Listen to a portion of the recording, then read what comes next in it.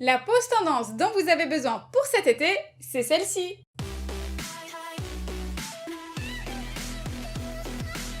Hello YouTube! Je sais, j'ai un peu abusé car je me suis déjà fait une nouvelle pause. Je trouvais que l'ancienne manquait un peu de couleur pour l'été, alors j'ai raccourci et j'ai fait un tie-dye, mais à ma sauce. Je vous montre tout ça, c'est parti! Et voilà, j'ai retiré toute ma pose polygel en conservant un minimum de longueur pour faire un joli ovale. Et j'ai fait mon remplissage avec la protéine base d'Indigo que j'adore. D'ailleurs, on aperçoit encore un peu mon ancienne French Reverse, mais comme ça va être recouvert, c'est pas grave. Je commence en appliquant une couche de VSP blanc, il s'agit du Perfect White de Daily Charm. Il se tient bien, c'est pas un vernis trop fluide. L'idée c'est d'intensifier grâce à lui les couleurs pastel que je vais poser après. Donc même s'il y a quelques traces par-ci par-là, c'est pas super gênant puisque je m'en sers juste en toile de fond. Et je dois catalyser le blanc quelques secondes dans la lampe avant d'entamer le nail art. Je démarre tout de suite avec la teinte Prima Aprilis d'Indigo et un pinceau liner assez fin. Pour l'effet tie-dye, il y a plusieurs méthodes et plusieurs looks possibles.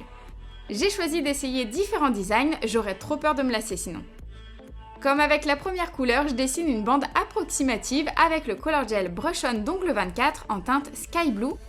Et même chose avec le jaune citrus de Color Club qui s'appelle Till the Record Stops. Par contre, il est super fluide.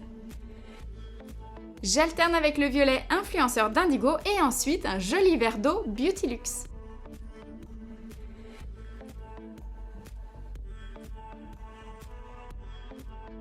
Avec le coloris Bambi Girl d'Indigo qui est un lilas pastel vraiment doux, j'aurais fait le tour de toutes les couleurs de mon thème.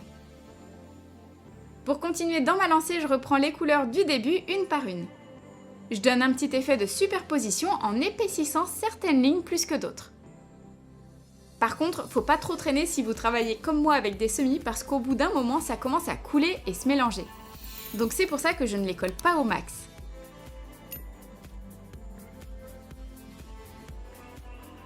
Voilà, je termine avec le violet et là je viens tirer des lignes dans un sens puis dans l'autre. Alors un conseil, pour pas mélanger les couleurs n'importe comment, nettoyez bien les poils de votre pinceau, quitte à imbiber la pointe légèrement avec la couleur qui sera à l'origine de la ligne. Donc là ce serait le violet par exemple. Mon liner vient tirer toutes les couleurs entre elles. Et à chaque tracé j'essuie mon pinceau sur un pad. Pour ce doigt j'ai voulu changer de sens à chaque fois pour apporter plus de mouvement. Une fois catalysé 60 secondes environ, je protège avec mon top coat favori, l'Extreme Shine The Gel Bottle. Ultra brillant et sans résidus en plus. Pour le majeur, je répète l'étape de la couche de semi-blanc, puisque c'est cette couleur que j'ai envie de voir apparaître lorsque les vernis vont légèrement se dissiper. Je m'équipe d'un pinceau encore plus long et plus fin, puisque cette fois je vais répartir mes couleurs dans le sens de la hauteur. J'ai choisi de commencer avec le bleu puisqu'avec lui, il y a peu de chances qu'il coule dans les sillons puisqu'il est assez épais. Bien sûr, je ne catalyse toujours pas jusqu'à recouvrir tout l'ongle avec les différentes couleurs. Pour être sûr de bien charger les poils de mon pinceau, je me sers directement à la source. Vous voyez que je ne colle pas vraiment le violet au orange, ce sera beaucoup plus joli pour donner un aspect décoloré par endroits. Vous pouvez aussi jouer avec les mouvements et dessiner des lignes en zigzag.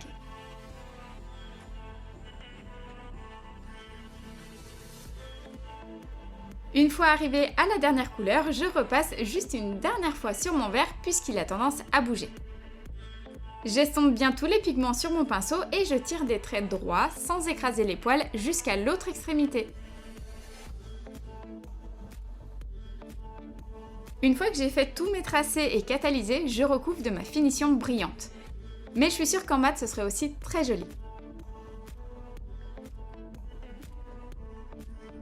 Voilà, ma main gauche est faite, ça me plaît beaucoup et maintenant j'aimerais vous montrer d'autres possibilités sur ma main droite. On va d'abord reprendre l'exemple de tout à l'heure sur mon majeur. Pour ça, j'applique mon vernis blanc et comme je suis pas ambidextre, je suis un peu moins agile de ma main gauche. Alors je prends un peu plus mon temps pour border. C'est un vrai exercice de concentration. Pour appliquer mes bandes de couleurs, je reprends mon liner, c'est franchement plus pratique pour doser la quantité et contrôler le mouvement plutôt qu'avec le pinceau du vernis. Je borde à fond en faisant attention que mon Color Club ne coule pas de partout vu qu'il est méga liquide. Par contre, la couleur est canon. Après, si ça vous complique la vie de piocher dans le flacon, déposez alors quelques gouttes de vernis dans un petit ramequin ou une palette, ce sera très bien. Je me resserre autant de fois qu'il faut pour recouvrir la zone, mais attention de ne pas faire une grosse flaque en mettant trop de vernis d'un coup.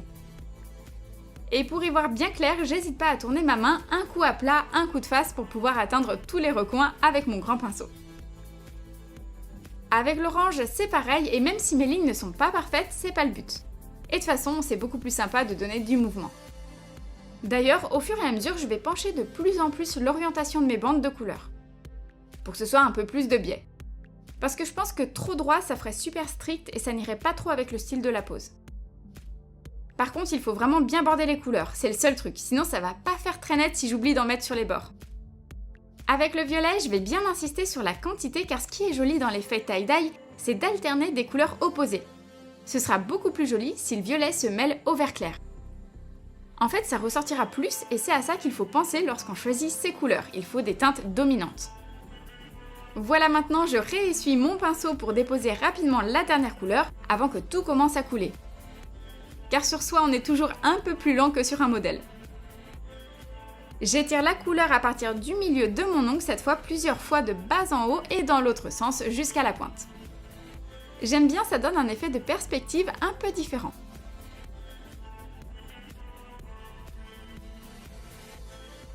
Et bien sûr, je recouvre à chaque fois de top coat. J'attends pas la fin de ma pose parce que sinon je risque de toucher l'ongle avec mon autre doigt en travaillant. Pour l'annulaire, c'est un tout autre mood. J'ai choisi de poser le lilas pâle pour rester dans le thème, mais cette fois en 2 couches puisque j'ai envie que ce soit bien uniforme. En fait, je prévois de ne pas recouvrir la totalité de l'ongle avec mon tie-dye.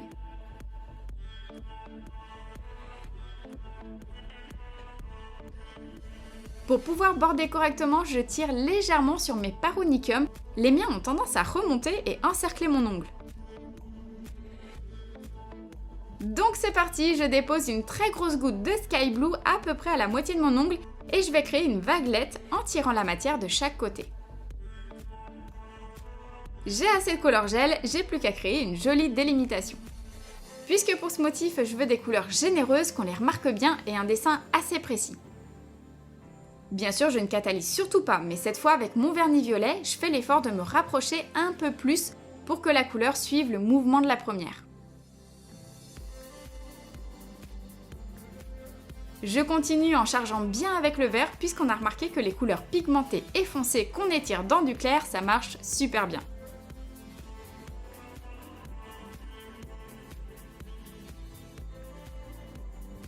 Je termine avec une 4e et dernière couleur, histoire que ça fasse pas surcharger non plus. Et je trouve que l'orange est nickel pour équilibrer cet ongle avec les autres. Par contre, j'y vais à tâtons, ce serait pas joli que la pointe de l'ongle soit épaisse. Maintenant, j'étire avec mon grand pinceau le bleu du tout début, qui passe par toutes les couleurs jusqu'à arriver à la pointe. Et comme d'hab, j'essuie rapidement les poils entre chaque trait sur un petit coton non peluche surtout.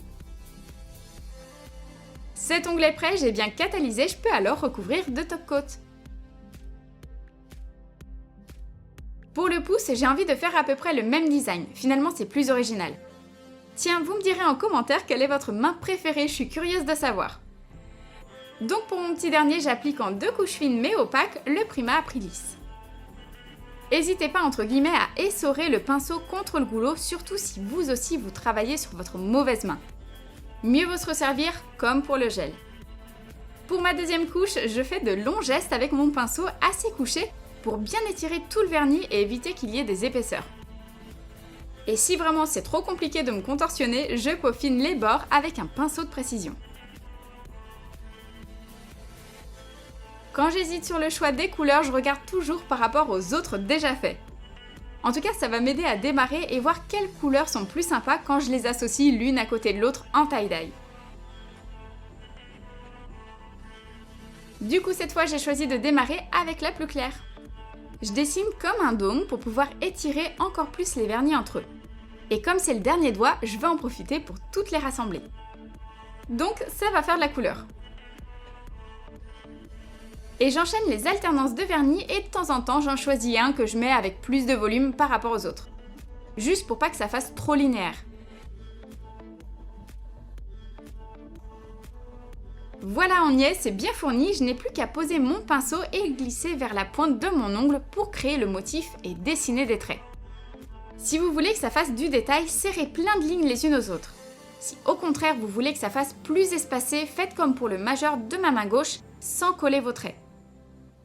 Un petit coup de top coat et c'est fini! Alors, qu'est-ce que vous pensez de ce tie-dye façon Mimi? Foncez sur Insta pour voir toutes les photos de cette pose, je vous attends là-bas. Voilà de quoi vous donner une idée de plus pour votre pause d'été. J'espère que vous avez aimé cette vidéo, abonnez-vous et posez-moi toutes vos questions en commentaire. Rejoignez le club privé pour recevoir mes conseils sur le métier de prothésiste ongulaire. Lien en description. Merci à tous et nous on se retrouve mardi pour une nouvelle vidéo. Ciao!